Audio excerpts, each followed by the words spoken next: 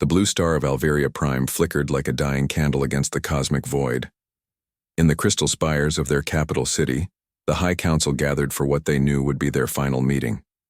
Elder Yoon touched the communication array with trembling hands, his crystalline form crackling with desperate energy. "This is our last chance," he whispered to the assembled council. "Every world in our sector has gone silent. The Devourers move closer each cycle." The holographic display showed the horror advancing toward them. Massive geometric shapes moved through space, each the size of a moon, dismantling everything in their path. Not just destroying, consuming, converting matter and energy into something else entirely. Councilmember Park stepped forward, her luminous being pulsing with fear. "The Zerachian Empire refused our plea.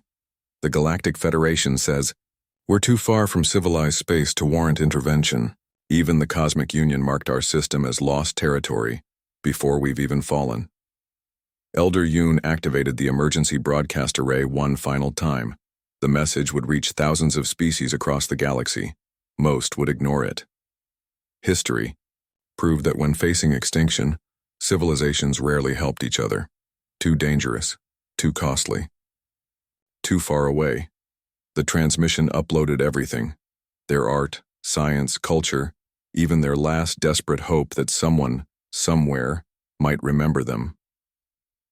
The data burst shot out faster than light, carrying the compressed soul of an entire civilization into the void.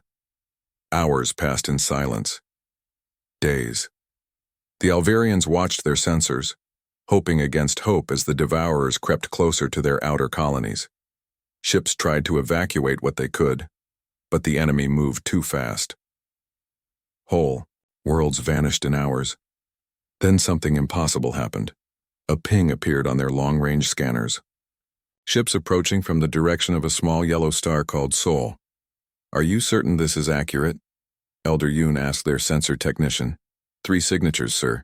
They're small compared to our vessels, but they're definitely coming this way." The first response came through on an ancient radio frequency. "This is Commander Lee of the Earth Defense Force. We received your transmission. We're coming." Councilmember Park couldn't believe it. Earth? That backwater planet that just achieved interstellar flight? They barely discovered fire compared to us. "They're the only ones who answered," Elder Yoon said quietly. "The only ones. The human ships arrived like angry hornets, small, fast, aggressive. Their captain hailed them immediately. 'I'm Captain Song of the EDF Determination. We're here to help. What's your situation?' Elder Yoon struggled to respond. These humans looked so fragile. Pink skin, no natural armor, breathing oxygen like primitive organisms. Yet they had traveled hundreds of light years based on a distress call. 'Captain Song, you don't understand what you're facing. The Void Devourers aren't just machines. They're entities from another dimension. They consume consciousness itself. Your souls become part of their collective, aware but trapped forever.' The human's face showed no fear, only determination. 'We understand. We're still here.' Behind Song stood other officers. Lieutenant Han checked weapon systems. Major Kim organized evacuation protocols. Engineer Corp Officer Essio studied their technical data with fascination instead of horror. "How many ships do you have?" Elder Yoon asked desperately. 3 destroyers, 1 carrier, 2,000 crew members, Captain Song replied. "Against an enemy that's consumed 17 star systems. But we didn't come here to count odds." The Alvarians looked at each other in amazement. Their most advanced cruisers couldn't dent a Devourer ship. These tiny human vessels seemed like toys against cosmic nightmares. "Why?" Councilmember Park finally asked. "Why risk everything for strangers you've never met?" Captain Song smiled, a strange expression that somehow conveyed warmth and determination together. "Because someone needs to. Because leaving people to die isn't an option. Because that distress call reached us, and we choose to answer." The human ships assumed defensive positions as the Devourers entered the outer system. Elder Yoon watched, in fascination and terror as these small vessels began harassment tactics.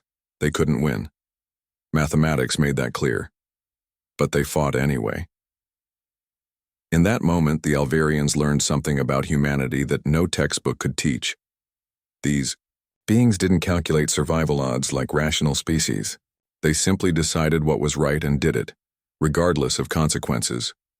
The battle for Alvaria system had begun, and for the first time in months, the crystal beings dared to hope. The human fleet dropped out of hyperspace into a living nightmare. Captain Song watched the main screen with grim focus as Lieutenant Han reported what they were seeing.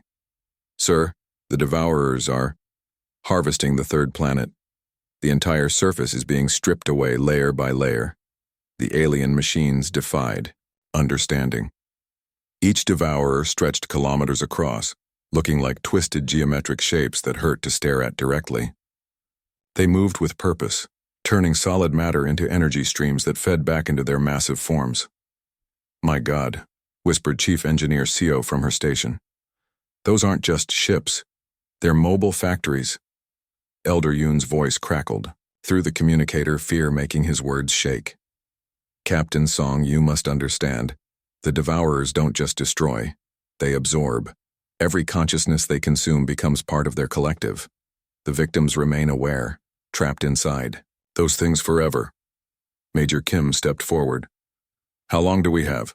At their current rate, they'll reach our core worlds in 4 cycles. 3 of your days." Captain Song nodded grimly. "Then we better get started. Lieutenant Han, begin evacuation protocols.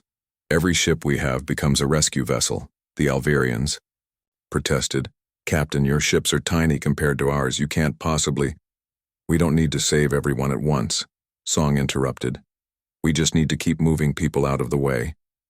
The first human fighter squadron, led by Commander Park, buzzed around the Devourer ships like angry wasps. Their weapons barely scratched the alien surfaces, but they drew attention away from the evacuation zones. "These things are learning our tactics," Park reported, dodging a beam that turned space itself into twisted geometry. "They adapt to our attack patterns within minutes." Major Kim's Marines boarded one of the Alvarian evacuation ships. The crystal beings huddled together, their forms flickering with terror. Some were just children, small crystalline creatures that pulsed with frightened light. "It's okay," Kim told them through the translator. "We're getting you out of here." One young Alvarian grabbed Kim's armored hand. "Are you real? Others promised help but never came." Kim squeezed gently. "We're real, and we keep our promises." The evacuation continued for hours. Human ships darted between the Devourers, picking up refugees from dying worlds. Every rescue ship that made it to the jump point meant more lives saved, but the Devourers were learning. "Captain," Engineer Seo called out. "The enemy is adapting. They're predicting our flight paths now." "Then we change tactics," Song replied. "Full evasive protocols, random jump patterns." But it wasn't enough. The Devourers had started working together, cutting off escape routes. When the human destroyer Indomitable tried to rescue a group of Alvarians from a space station, 3 Devourers surrounded it. "This is Commander Choi on the Indomitable," came the transmission. "We've got 500 Alvarian civilians aboard. The Devourers have us boxed in." Captain Song watched the tactical display. No way out. The Devourers were closing in, ready to consume the ship and everyone on it. "Choi, you're authorized to ram the primary target. Get those civilians clear first." "Understood, sir." "It's been an honor." The Indomitable's escape pods launched toward the human carrier, while the destroyer turned toward the nearest Devourer. The ship's antimatter engines overloaded, creating a brilliant explosion that damaged the alien vessel. Elder Yoon watched in shock. They sacrificed themselves. For us. "That's what humans do," Song said quietly. "We look out for each other. All of us." The Devourers retaliated with fury. Their weapons reached out across space, twisting reality itself. Where the beams touched, space turned inside out, creating pockets of impossible geometry that hurt to look at. "Captain, we're losing fighters," Han reported. "The Devourers are using some kind of consciousness draining field. Our pilots are reporting hallucinations, memory loss, Song felt the weight of every decision. They'd saved maybe 4,000 Alvarians, but at the cost of a destroyer and dozens of fighters. The Devourers kept coming, unstoppable and hungry.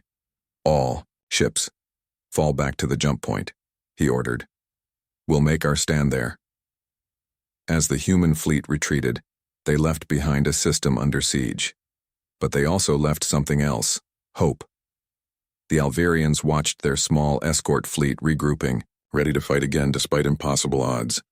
The humans have lost ships, Council Member Park whispered. They've lost people, but they're not running away. No, Elder Yoon agreed. They're not. In the darkness of space, something changed. The Alvarians began to understand something fundamental about their new allies. These humans didn't fight because they thought they could win. They fought because it was right. Because people needed saving. Because someone had to stand between the darkness and the light. And for the first time since the Devourers appeared, the Alvarians believed they might survive. 3 days after the first contact, Admiral Jang arrived with the Second Fleet. The Yao, veteran officer, studied the tactical reports with growing frustration. The Devourers had consumed 2 more worlds while adapting to every human strategy. This isn't working, she told Captain Song bluntly. We're losing ships faster than we can save lives. At this rate, we'll all be dead in a week. But Engineer, Chief Seo, had been studying the Devourer technology with obsessive focus. She'd barely slept since examining the wreckage from their first engagement. Admiral, I think I found something, Seo said, her eyes bright with discovery. These things aren't fully in our dimension. They exist partially in normal space and partially somewhere else. What does that mean? Song asked. Seo pulled up a holographic display showing swirling energy patterns. Look at this. When they consume matter, they're not just eating it. They're sending it somewhere else through dimensional tiers. That's why they seem unstoppable. They're drawing power from another universe. Lieutenant Park joined the discussion. Can we use this against them? Maybe, Seo said excitedly. The Alvarians understand dimensional physics better than us. If we combine their knowledge with our technology. Admiral Jang nodded slowly. Do it, and Seo, don't just think like an engineer, think like a human. While Seo worked with Alvarian scientists, Major Kim was leading the first boarding party onto a damaged Devourer ship. The mission seemed impossible. Get inside, plant sensors, and get out alive. The interior of the Devourer craft defied logic. Corridors bent in directions that shouldn't exist. Gravity pointed in multiple ways at once. Kim's Marines moved carefully, their enhanced armor protecting them from the twisted space. This is insane, muttered Sergeant Yeon, following Kim through a passage that seemed to curve upward and downward simultaneously. My brain hurts just looking at this place. They found something that might have been a control room. Strange symbols covered the walls, pulsing with inner light. Kim planted the sensor device while his team secured the area. Contact! Corporal Han shouted. Something's coming.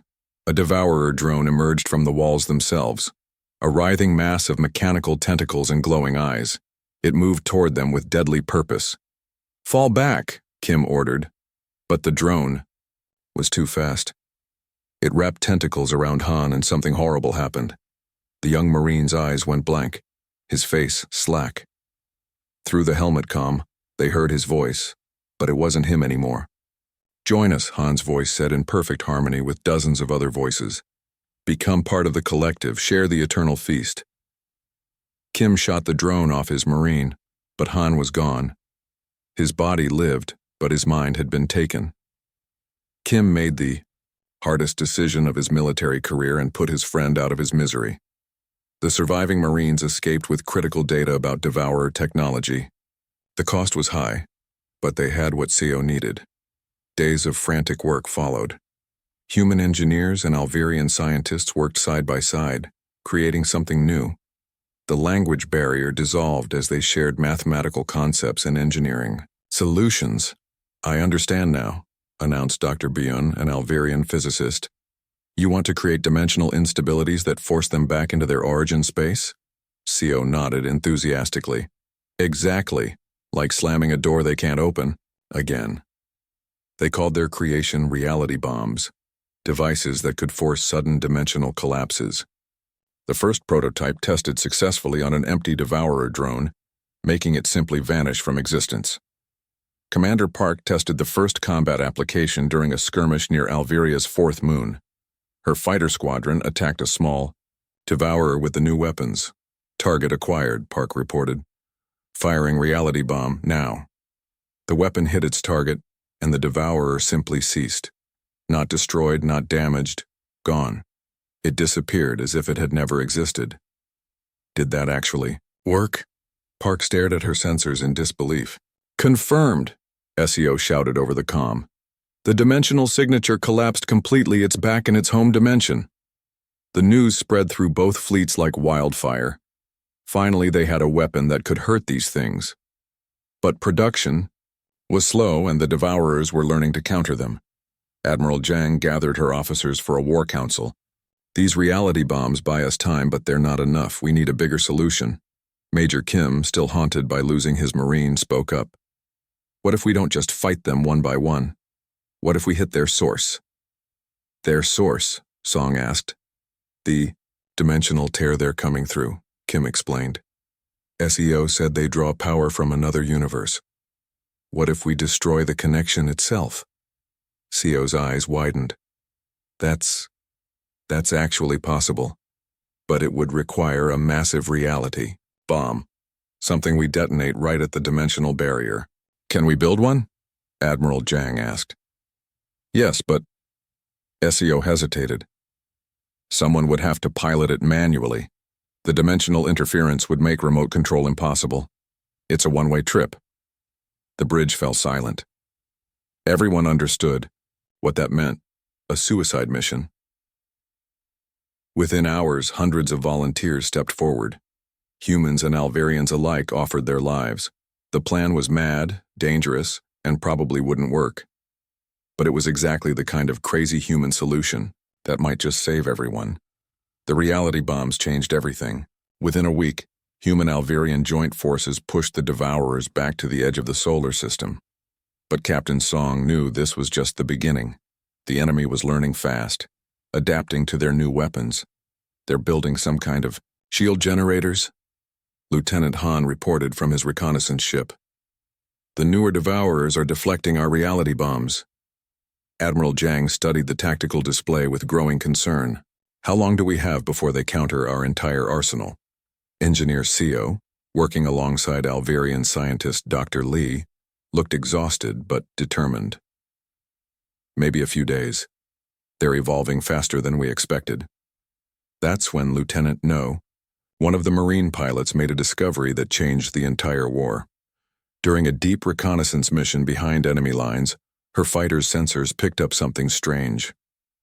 Admiral, I'm detecting massive energy readings from the Central Devourer group. It's not what we thought. The data No transmitted shocked everyone. The Devourers weren't just consuming for power. They were building something, a massive structure that looked like a gateway.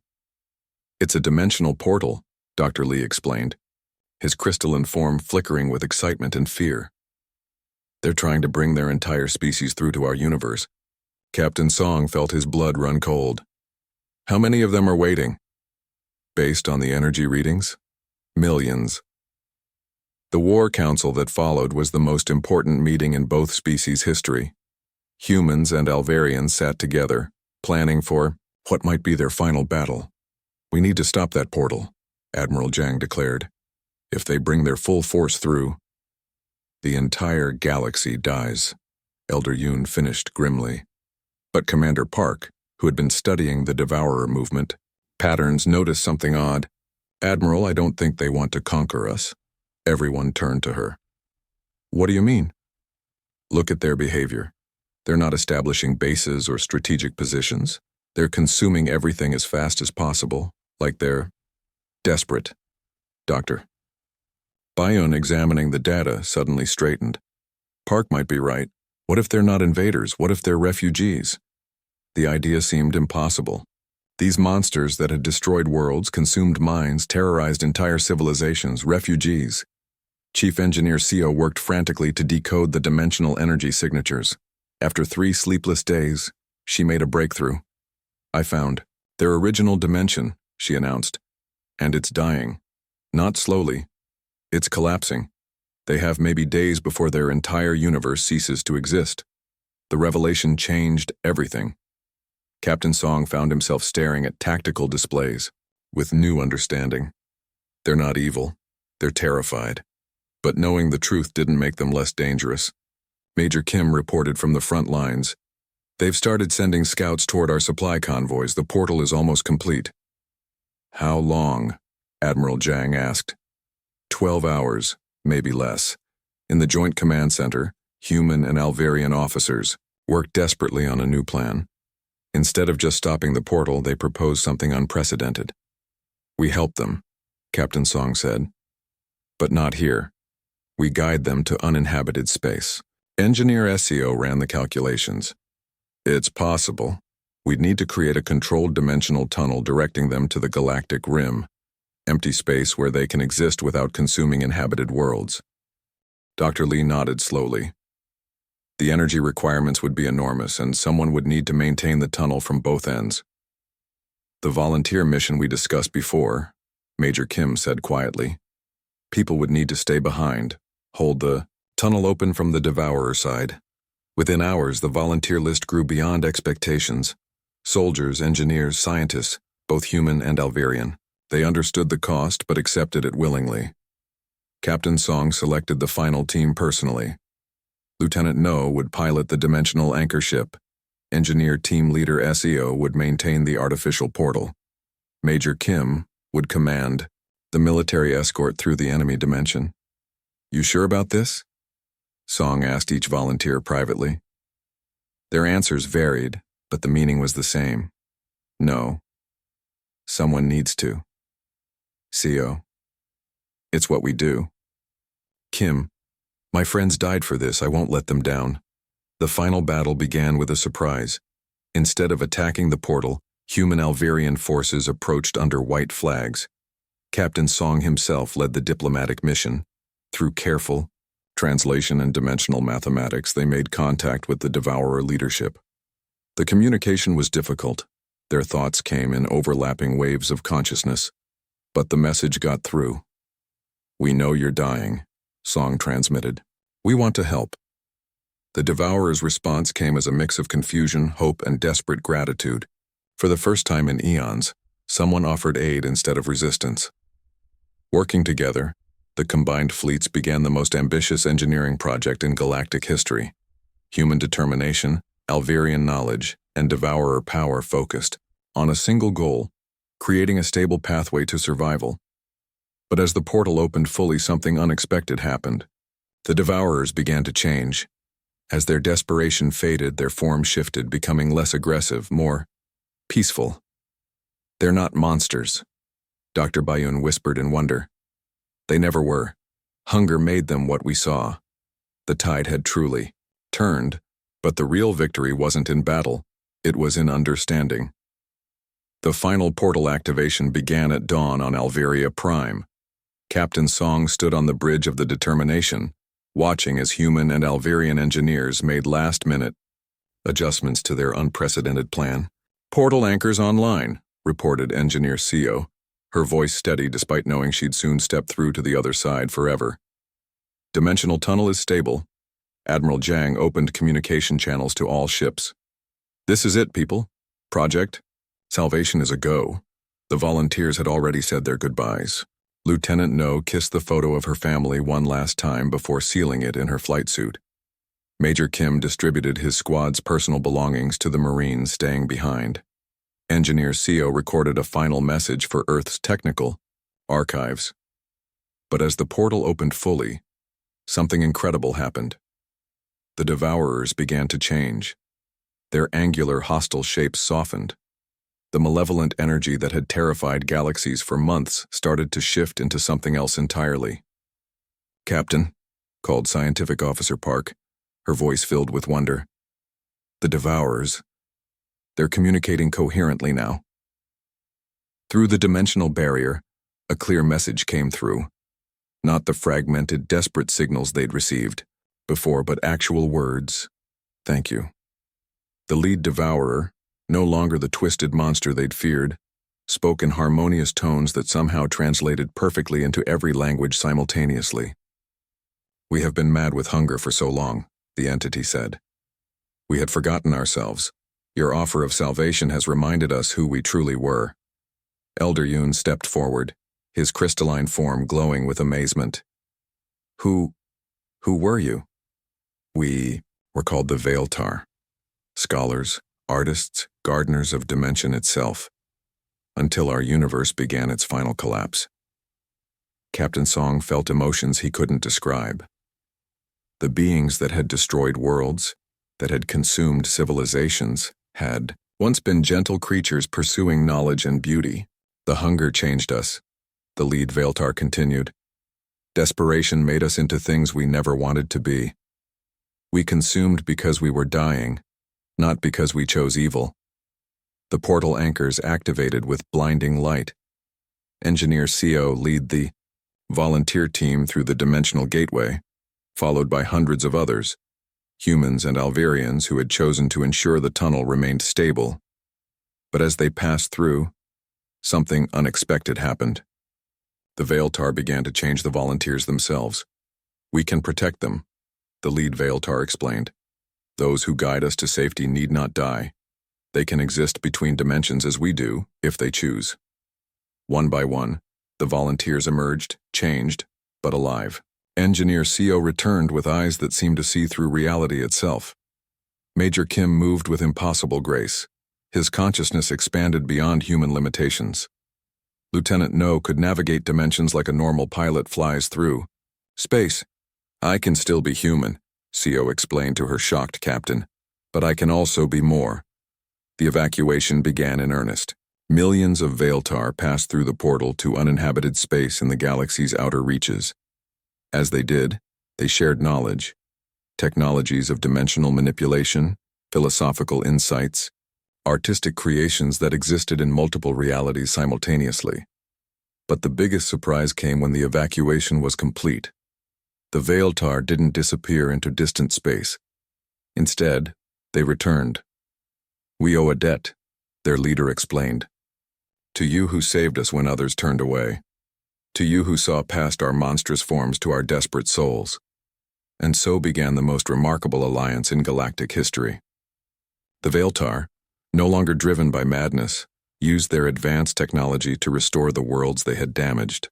They rebuilt Alvarian colonies better than before. They cleansed the dimensional pollution caused by their feeding. More importantly, they shared their knowledge freely. Human Veiltar joint research stations sprang up throughout the galaxy. Alvarian Veiltar artistic collaborations created beauty beyond imagination. 5 years later, Captain Song stood in the memorial garden on New Alvaria, reading the names of those who didn't survive the crisis. Beside him stood Elder Yoon and the Veiltar entity known as Scholar Vel. Ironic, Song mused. We saved you by being stubborn enough to answer a distress call everyone else ignored. Vel's laughter rippled through dimensions. And we nearly destroyed you because we forgot that mercy still existed in the universe. A human child ran past, chasing an Alvarian youth and a young Veiltar whose form shifted playfully between states of reality. The future had become something none of them could have imagined. The other species still don't understand, Yoon observed. They think we were lucky to survive. Song smiled. Let them think that. We know better. Luck had nothing to do with it. What did? Asked Vel. Choice, Song said simply. We chose to answer when others chose to look away. We chose to help when others chose to calculate odds. We chose to understand when others chose to fear. In the garden, a new plaque was being installed. It would read, Only humanity answered, but everyone benefited. The phrase had become famous throughout the galaxy, a reminder that sometimes the smallest, youngest, or least powerful could change everything simply by refusing to walk away. And in council chambers across the galaxy, when facing impossible odds, leaders would ask themselves, what would the humans do? The answer was always the same: whatever it took to help those in need. The bonds forged in crisis had become something eternal. Humanity, Alvirians, and Veiltar. Three species that had found in each other something greater than any could achieve, alone. Stories begin with choices. This one began with a decision to answer a call for help. It ended with hope.